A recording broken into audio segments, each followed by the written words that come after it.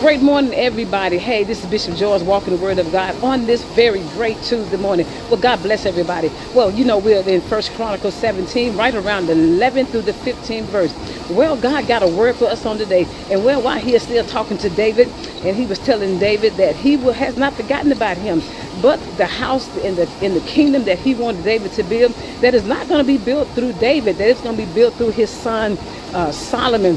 And as David still felt some type of way, and I probably know that probably David did, and you know how we are. If God says that, yeah, you're not going to be the one who's going to build my kingdom, but I'm going to let your seed do it. But guess what? God was still making promises to David and say, I will never forget you, that I would always give you my loving kindness, and I'm going to always give you, I'm going to settle you in my kingdom, and I'm going to always be there for you no matter what. Isn't that a promise that we can have from God? Now, I know what people may say, well, and you know how the enemy come in? Well, God says that he's going to do such and such for you. And why he's taking his word back? Do you not know that God would never, ever take his word back from us?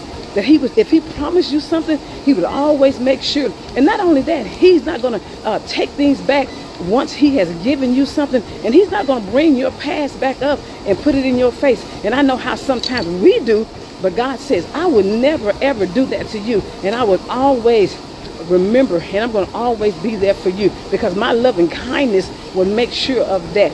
And so even though sometimes that God may not want us to do this, but he has a plan for this on the other side. And so no matter what may be happening in your life, just remember, God has a greater plan for us. Now, he may not want you to do this, but he has something else for you to do on the other side. And so always, the God is going to settle you in the kingdom. And no, don't worry about what other people may be putting in your ear.